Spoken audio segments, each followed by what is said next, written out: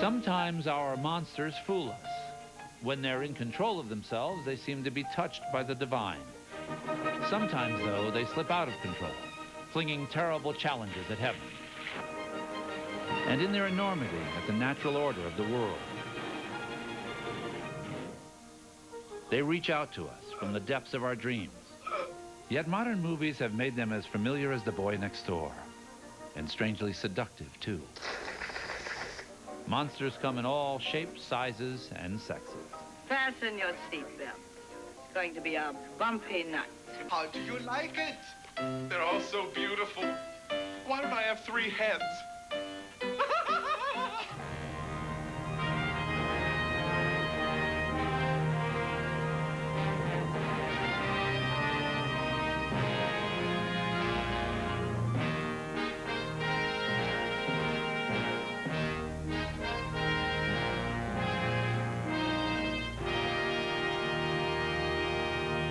Welcome to our Monster Rally, a great, noisy, scary gathering of the movie's wild things. Freaks of nature on their rampages, freaks of human nature on theirs. In the movies we celebrate on this episode of AFI's 100 Years, 100 Movies, we revel in the messes they make, the horrors they create. For they bring our darkest fears out into the open. But even more, we love the peace we come to at the end, when our rage for order is satisfied, our terrors stilled, at least for the moment. Calm sea, innocent moment. But the movies have taught us to expect terror when we least expect it.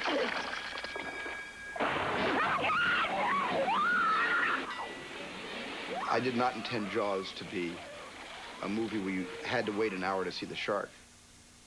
Only because the shark didn't work did you have to wait the hour to see the darn thing. But when I was trying to justify how to make a movie without a shark, I realized that Hitchcock was probably going to be my best tutor by finding a way to make the ocean even more frightening than what exists beneath it. It worked. Horror does not get more basic than this.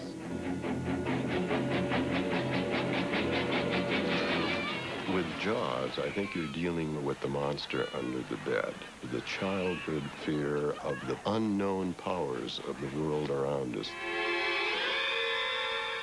A little boy or little girl is small in an adult world. In Jaws, adults are small in relationship to the shark, and the shark represents elements beyond their control. A policeman. A mad mariner. You're going to need a bigger boat. A wisecracking scientist. Watch him! Starboard, Mr. Hoodwin! Starboard! 3 men in a boat, which also may be a ship of fools. Coast Guard, this is the Orca. Do you read me? Coast Guard, this is the Orca. Do you...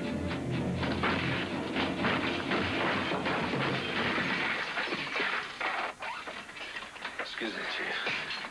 That's great! That's just great! Now where the hell are we, huh? You're certifiable, Quint, you know that's... You're certifiable! You're certifiable, but I'll tell you this... Boys.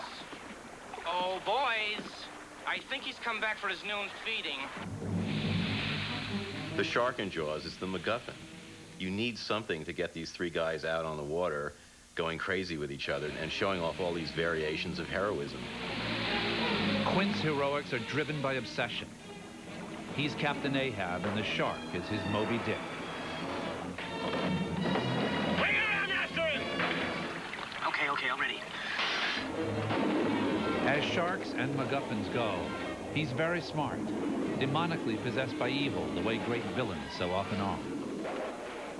In the end, it comes down to this, as it always must. Desperate reason versus maddened instinct. He's firing at a scuba tank. His last hope is to explode it.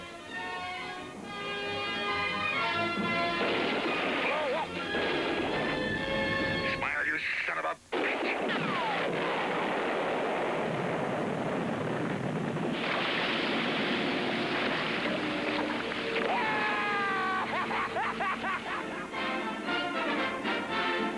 Monsters don't all come from beneath the seas.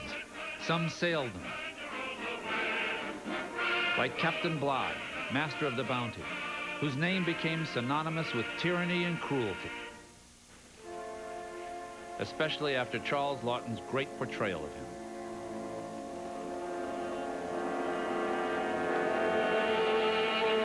He's like a powder keg. He's filled with paranoia and rage. He's kind of never looking anybody in the eye. Suspects mutiny all around him. The ship's company will remember that I am your captain, your judge, and your jury. You do your duty and we may get along. But whatever happens, you'll do your duty. What frightened you most about Charles Laughton in that performance was that he was brighter than you were. Look, sir, it's the sand working cruel. I wanted water to wash it. I'll give you water. Mr. Morrison, keel haul this man.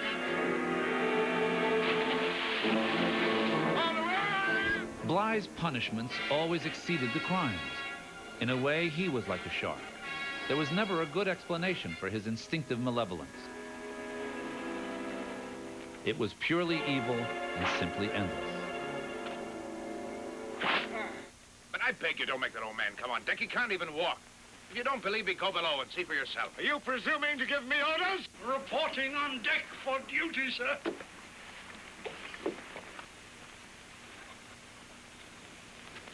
Mr. Morrison, do your duty. 4 dozen, I believe.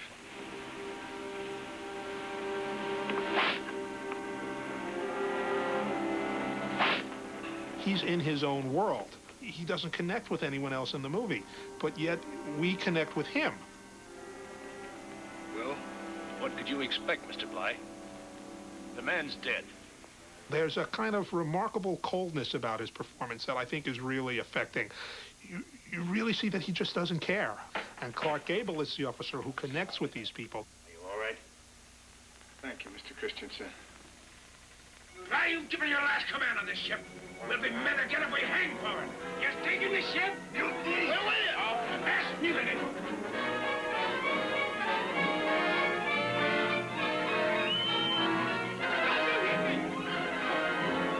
As we all know, wickedness can never rest.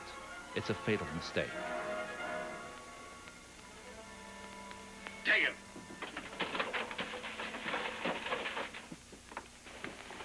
Mr. Christian, I give you your last chance to return to duty. I'll take my chance against the law. You'll take yours against the sea. But you're taking my ship. My ship? Your ship. The king's ship, you mean. And you're not fit to command it.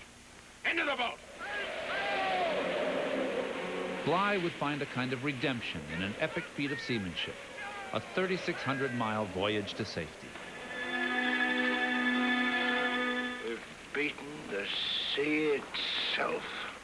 The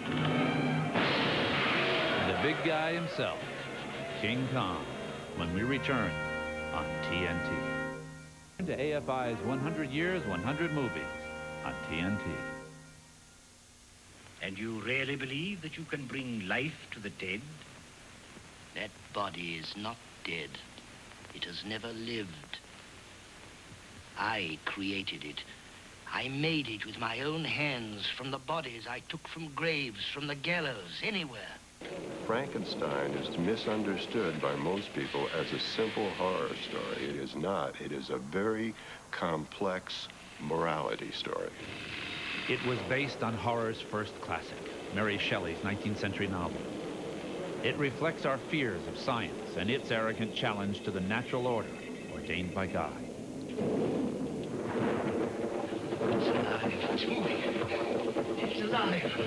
Oh, it's alive. It's alive. It's alive. It's alive. In the name of God. Now I know what it feels like to be God. The creature must rebel against his creator and his fate. Like all the great monsters, he is morally a child, but one endowed with fearsome strength. In a way, our worst nightmare come to life. Yet Boris Karloff imparted a touching humanity to him. Despite all that makeup, this extraordinary soulfulness that Boris Karloff had carries the picture. Would you like one of my flowers? It's innocence, not evil, that undoes this monster. See how mine floats? Frankenstein's monster represents man in the Garden of Eden. No, you're hurting me!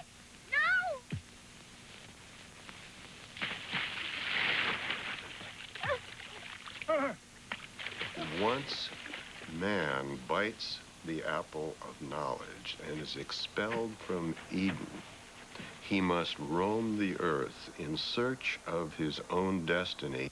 Or sometimes trying to escape from it. The vengeful crowd knows only that murder has been done and that justice must be done. Hysteria knows no pity. That's for us to find.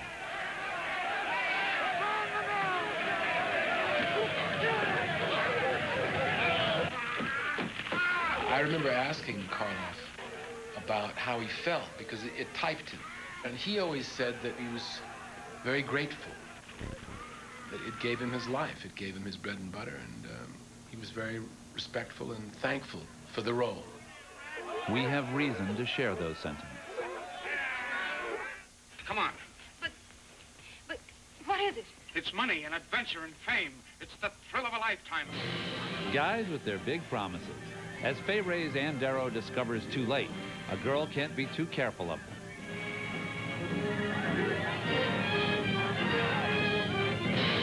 As the great gates closed on Anne, the doors to our own era of increasingly spectacular special effects opened, slightly, tantalizingly.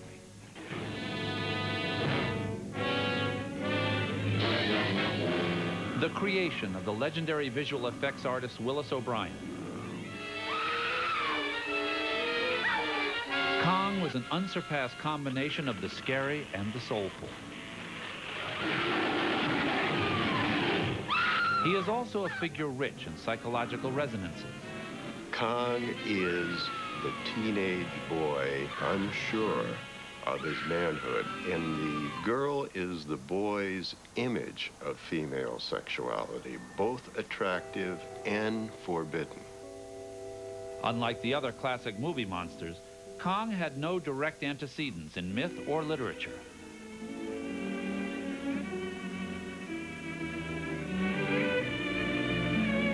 Created solely for the movies, he was given immortal life by their unique ability to fool our eyes. King Kong is this great character because it's the little touch of vulnerability. It's the little human things, the sniffing of her clothes, the falling in love with her. Monsters are interesting only as far as they can be human and have something like us in them. He's just a marvelous monster. He has all these wonderful expressions. He lusts after Fay Ray. He tries to show off in front of her by killing all these serpents. And that's the kind of monster we want. You know, we want someone who just wants to break through those shackles. He's a great guy. Wait a minute, hold on. He thinks you're attacking the girl.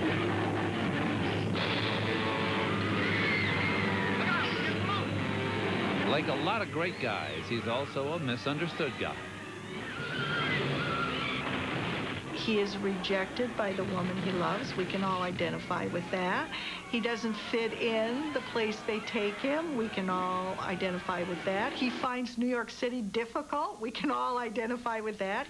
He didn't ask to be captured. He didn't ask to be carried off to New York. I mean, you can feel for King Kong.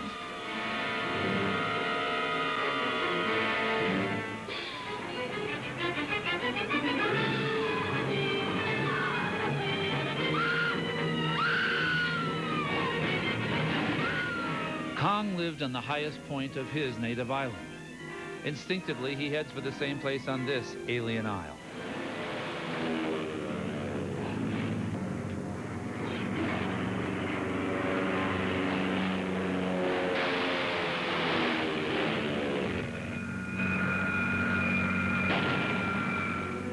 Kong, too, is a figure expelled from Eden. He, too, is cursed by the loss of innocence.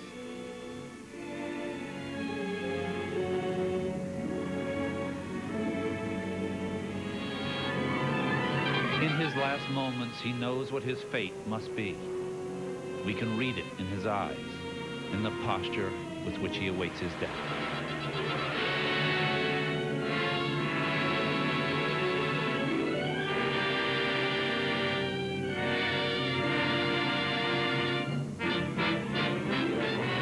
No movie has ever ended with greater pathos.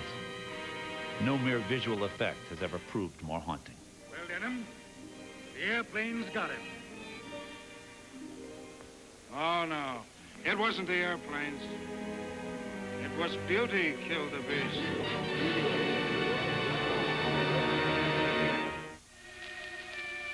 All right, Mr. DeMille, I'm ready for my close-up. Movie Madness. Sunset Boulevard, when we return on TNT. 100 years, 100 movies on TNT. Maestro Salieri. A man of talent is introduced to a man of genius. It's a meeting that will twist his life and destroy his faith.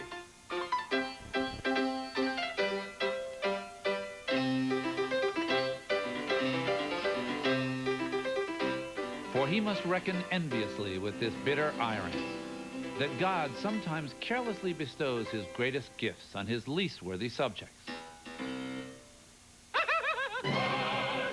Wolfgang Amadeus Mozart, as he's played by Tom Hulce, is an enfant terrible, yet another child monster.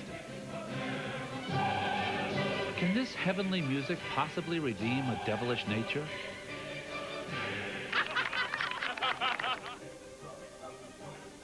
He was a perpetual adolescent, rebelling against the demands of genius, desperately trying to avoid responsibility for a gift he had never requested, a life that had been imposed upon him.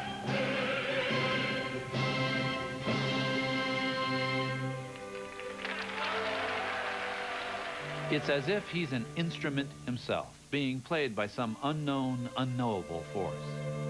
He heard a bird or something in a tree, did a little whistle that caught him, and he started riffing on that little whistle, and he can't stop the process. And he continues, and by the time he gets home, he has written, albeit a symphony, in his head. That's not work, mind you. That's just something coming in. He blamed his father, so stern and exploitative, for imprisoning him in this process. But there's no escaping his fate. Oh, you monster. No one exists but you, do they? You and your music. I warned her. Choose a man, not a baby, I said. You marry him, you won't have a pot to piss in. You selfish thing. Selfish, that's what you are, selfish. Simply selfish. You hear that? Even a mother-in-law's nagging is turned into soaring song. He can't control himself. I do think that genius is its own thing. And real genius is something that it's very hard for us to understand. In other words, genius is beyond good and evil as we ordinarily define those words.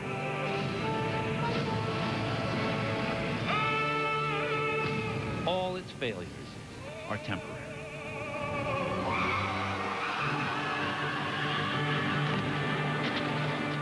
These are the momentary mishaps greatness must endure. History will forget them all and forgive him everything. It's the monstrous truth Salieri understands. What posterity gave Mozart, perpetual youth, perpetual stardom, Margot Channing knows even in the heat of acclaim she cannot retain. She too has a sly and envious rival, Eve Harrington. The pressure is making her crazy and dangerous. It's got a brilliant performance by Bette Davis in it. Absolutely brilliant. I thought she was never better. And the dialogue is car-skating. I distinctly remember Addison crossing you off my guest list. What are you doing here? Dear Margot, you were an unforgettable Peter Pan. You must play it again soon. You remember Miss Caswell? I do not. How do you do? We've never met. Maybe that's why. Miss Caswell is an actress, a graduate of the Copacabana School of Dramatic Art. Ah, Eve. Good evening, Mr. DeWitt. I had no idea you two knew each other. This must be, at long last, our formal introduction. Until now, we've only met in passing. That's how you met me, in passing. Eve, this is an old friend of Mr. DeWitt's mother, Miss Caswell, Miss Harrington. It's very liberating for a female to see a character like Margot, who just says, fasten your seatbelts here, I'm going to behave badly. All playwrights should be dead for 300 years. That would solve none of their problems because actresses never die.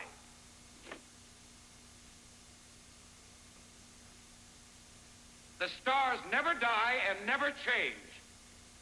You may change this star anytime you want for a new and fresh and exciting one, fully equipped with fire and music, anytime you want. Just when exactly does an actress decide they're her words she's saying and her thoughts she's expressing? Usually at the point when she has to rewrite and rethink them to keep the audience from leaving the theater.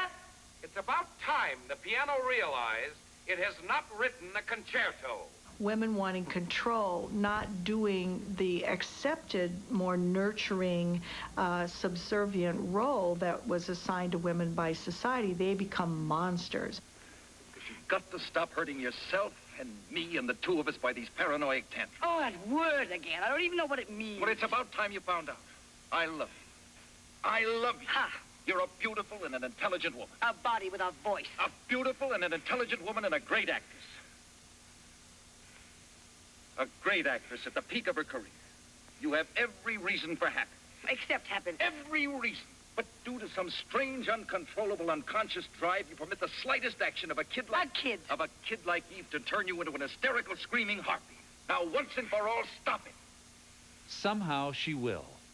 Of all our monsters, Margot is the one who will finally acknowledge her inner child and try to outgrow it. Needless to say, the dramatic possibilities are not lost on her. I wish someone would tell me about me. You're Margot. Just Margot. What is that? Besides something spelled out in light bulbs, I mean. Besides something called a temperament, which consists mostly of swooping about on a broomstick and screaming at the top of my voice. Infants behave the way I do, you know. They carry on and misbehave. They'd get drunk if they knew how. When they can't have what they want. When they feel unwanted or insecure or unloved. You're Norma Desmond. Used to be in silent pictures, used to be big. I am big. It's the pictures that got small. Talk about unwanted and unloved. Talk about refusing to grow up. Meet, if you dare, a woman claustrophobically enmeshed in her past as a silent picture star and trying to draw a new victim into her web. Still wonderful, isn't it? And no dialogue. We didn't need dialogue. We had faces. There just aren't any faces like that anymore. Maybe one, Garbo. Those idiot producers. Those imbeciles. Haven't they got any eyes? Have they forgotten what a star looks like? I'll show them. I'll be up there again, so help me. It's almost as if Gloria Swanson is playing out this role within a role. And so what we see is really not a performance so much as a kind of performance art. We're seeing someone who is enacting her own scenario on film that is itself the scenario of the film. Whenever she suspected I was getting bored, she would put on a live show for me. The Norma Desmond Follies. Her first number was always the Mack Sennett Bathing Beauty. Da da da da da da da da da da da dee. You know, this floor used to be wood, but I had it changed. Valentino said there's nothing like tile for a tango. Come on. Not on the same floor with Valentino. Just follow me. William Holden's Joe Gillis, who narrates the film From Beyond the Grave, is an out-of-work screenwriter turned reluctant gigolo. The elaborate New Year's party at which he's the only guest is the mad scene he can't play out. He knows he has to escape her dream. Madame is the greatest star of them all. I will take Mr. Gillis's bags to the car. Joe will make one last fatal attempt to awaken her. You heard him? Norma, you're a woman of 50. Now grow up. There's nothing tragic about being 50. Not unless you try to be 25. The greatest star of them all.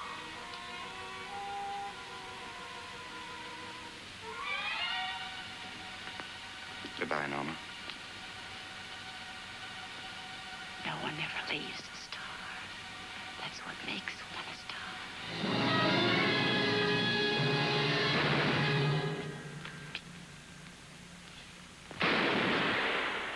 All right. Camera. Act! So they were turning after all. Those cameras. Life, which can be strangely merciful, had taken pity on Norma Desmond. The dream she had clung to so desperately had enfolded her. Is there going to be a lawsuit? Is she going to be arrested? Is she going to be in jail? I said, I have no idea. All I know is she's Miss Sugar. That's all. That's the ending. In our age, when celebrity dreaming enfolds so many, that ending has proved more powerful than its author knew. We'll have absolutely clear, protected shooting. Cold War paranoia, high crimes and misdemeanors. You are to shoot the presidential nominee through the head. The Manchurian Candidate, when we return on TNT. AFI's 100 Years, 100 Movies on TNT.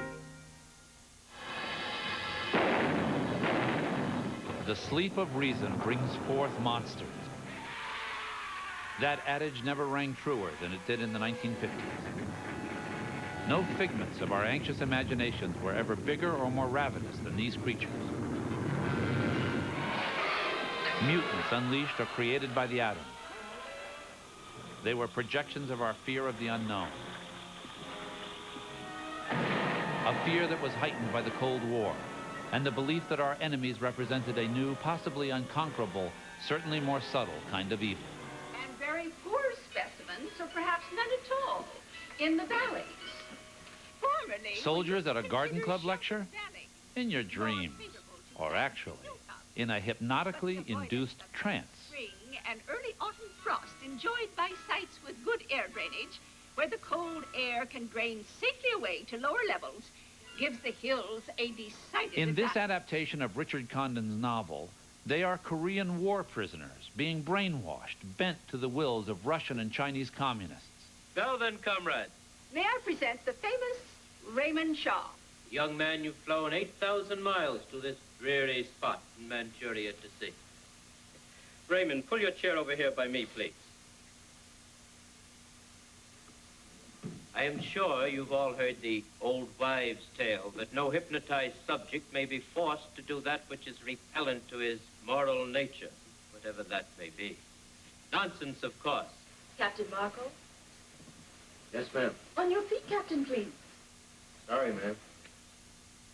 Captain Marco, will you be good enough to lend Raymond your pistol, please? Yes, ma'am.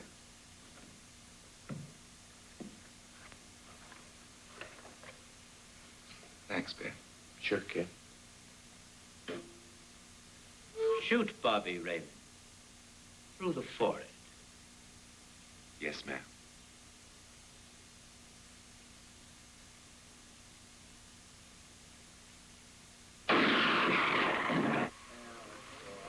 Mr. Secretary, I have a question, sir. Who are you, sir? I am United States Senator John Yerkes Iceland. And I have a question so serious that the safety of our nation may well depend on your answer. Back home, McCarthyism, another form of subversion. And I have here a list of the names of 207 persons who are known by the Secretary of Defense as being members of the Communist Party. Condon's point was that anything taken to extremes, the far right, the far left, become the same thing.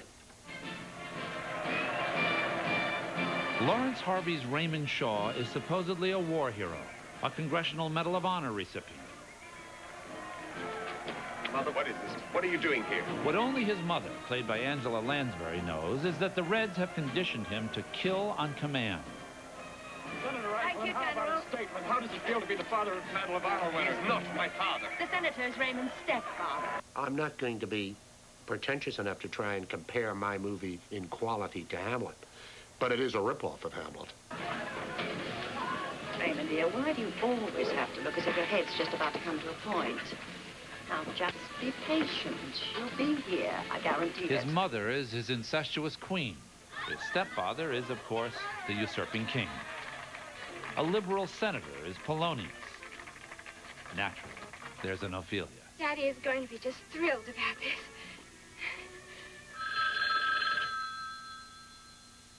This is how they trigger Raymond. Raymond, show, please. This is he. Raymond, why don't you pass the time by playing a little solitaire?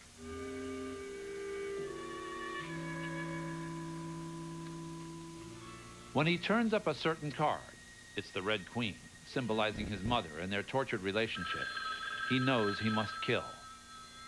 The next phone call will tell him who. Who is it? It's me, sir. Raymond, my boy. The hell is that in your hand? It's a pistol, sir. Why are you carrying a pistol? Raymond, what are you... When decency dies in this movie, it bleeds the milk of human kindness. Daddy, what is it? Raymond, no! Raymond, darling! Reason doesn't sleep in this movie. It sleepwalks, monstrously parodied, profoundly perverted. I wanted a killer from a world filled with killers, and they chose you. Because they thought it would bind me closer to them. But now we have come almost to the end. One last step. And then when I take power, they will be pulled down and ground into debt for what they did to you. And what they did in so contemptuously underestimating me.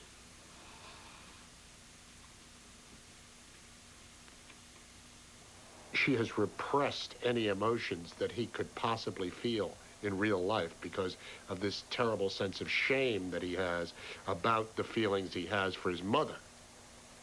And that's what they were able to trigger with the Queen of Diamonds. So the Red Queen is our baby. Take a look at this kid. 52 of them. Take a good look at him, Raymond. Look at him, and while you're looking, listen. This is me, Marco, talking. 52 Red Queens of me are telling you. You know what we're telling you? It's over. The links, they're beautifully conditioned links, are smashed. They're smashed as of now because we say so. Because we say they ought to be smashed. We're busting up the joint. We're tearing out all the wires. We're busting it up so good, all the Queen's horses and all the Queen's men will never put old Raymond back together again. You don't work anymore. But politics keeps working as usual. Public life, when this movie was made, was still impervious to our secret lives. The film eerily predicts a new age of assassination and terror.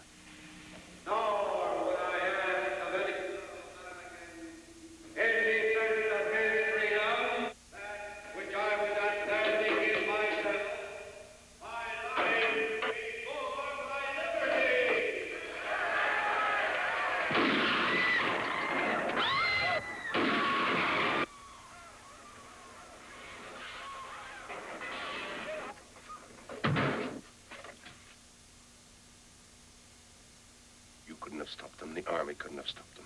So I had to.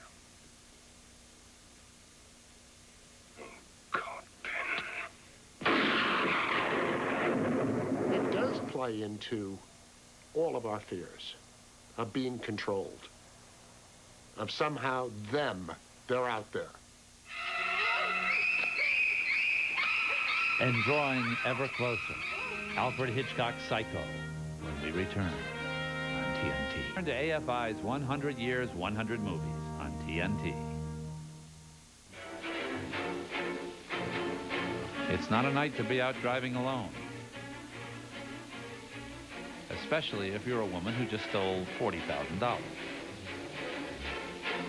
If she'd had less on her mind, Marion Crane might have checked this place out with the auto club. Norman Bates is an extremely complex representation of repressed sexuality. I think that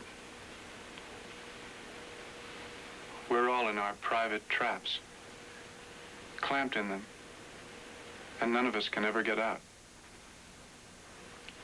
We scratch and claw, but only at the air, only at each other. And for all of it, we never budge an inch. Sometimes we deliberately step into those traps.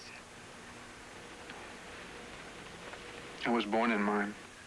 Psychiatrists will tell you that if you have certain psychological problems, that if you can trace them back to, say, your childhood, all will be released.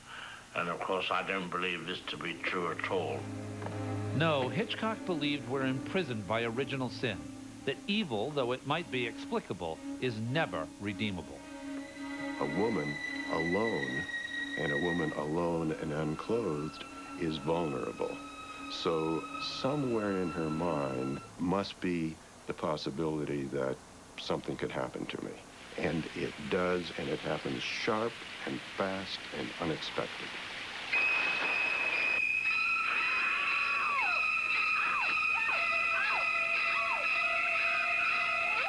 The shock comes because we've been leading the audience along the lines of $40,000 stolen.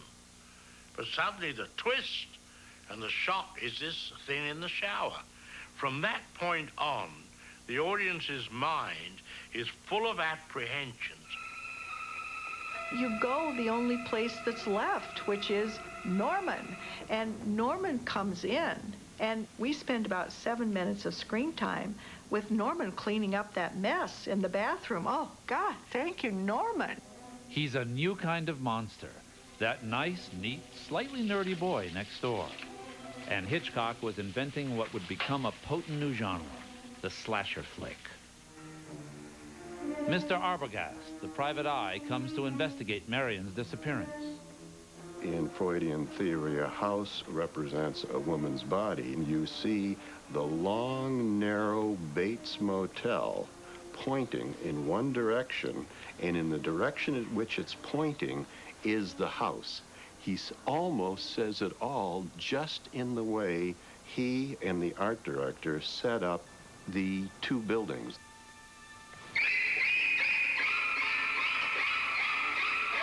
Psycho is brilliant because he synthesized all of these levels of complex fear and brought it out of the land of myth and brought it into the contemporary world and said, this can happen to you. Could it? Mrs. Bates. Asked Marion's sister.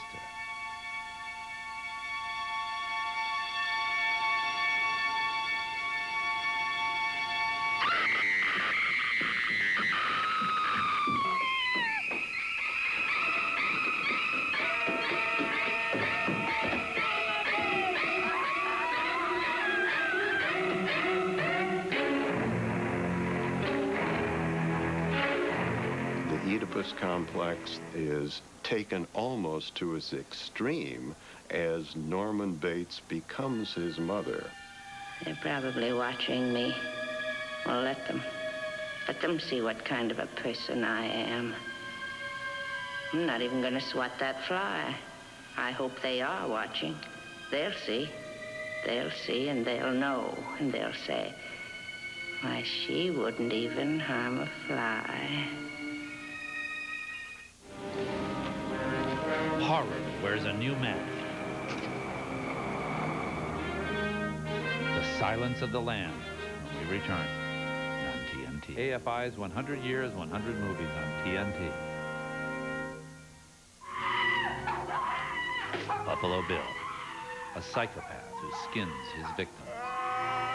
He must be found before he kills his latest prisoner.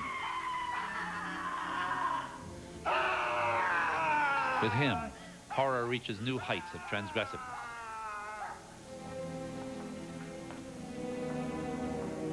Jodie Foster is an FBI trainee assigned to enlist the help of a brilliant psychiatrist who just happens to be a murderer and a cannibal. Morning. Dr. Lecter, my name is Clarice Starling. May I speak with you? May I see your credentials? Certainly. To catch a monster, set a monster. Closer, please. Closer. You approach with caution when you're dealing with Anthony Hopkins' brilliant variation on the mad scientist theme.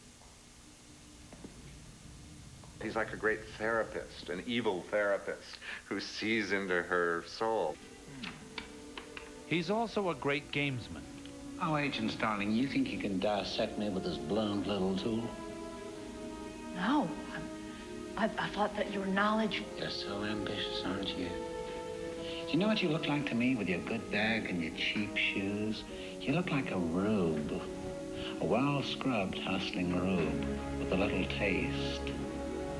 Good nutrition's given you some length of bone, but you're not more than one generation from poor white trash, are you, Agent Starling? You see a lot, Doctor. But are you strong enough to point that high-powered perception at yourself?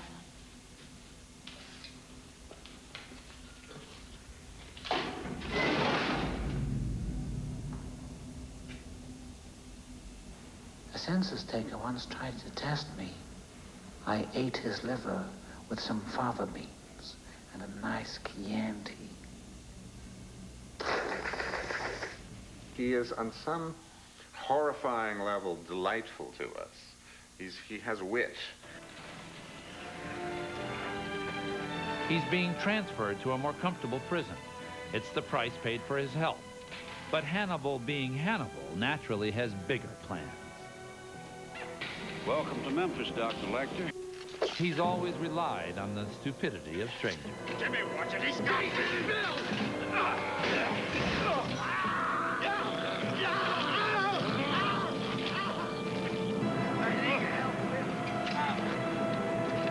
The world today is full of brutality, but more than that, it's developed into brutality with a smile.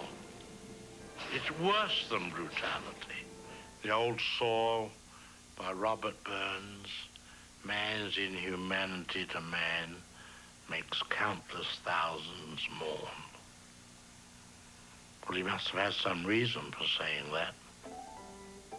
Yet countless thousands also cheered Hannibal's brutally brilliant escape, soon to be matched by a brutal and brilliant capture. Freeze! Put your hands over your head! In a way, she's like her mentor, with only her own brains and nerve to depend on. Put your hands in the back, thumbs up. Freeze! Clarice has no backup. Groping her way toward her final confrontation with evil, which usually has some advantage over its victims, she is so terribly alone.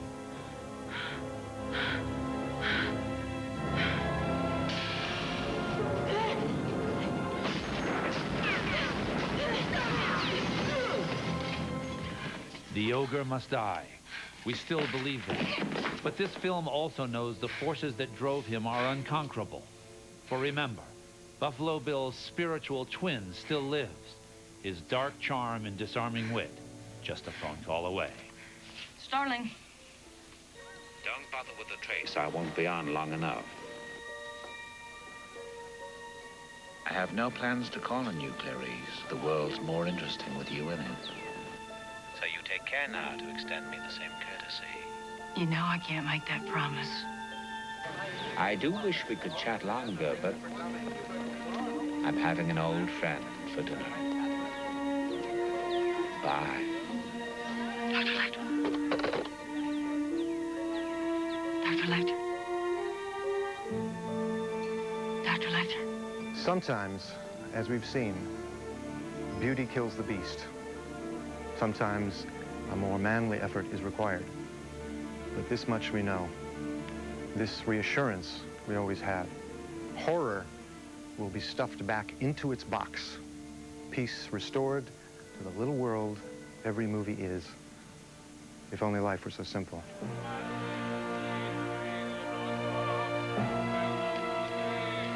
If only movies were still that simple. Nowadays, the peace they arrive at is an ambiguous one.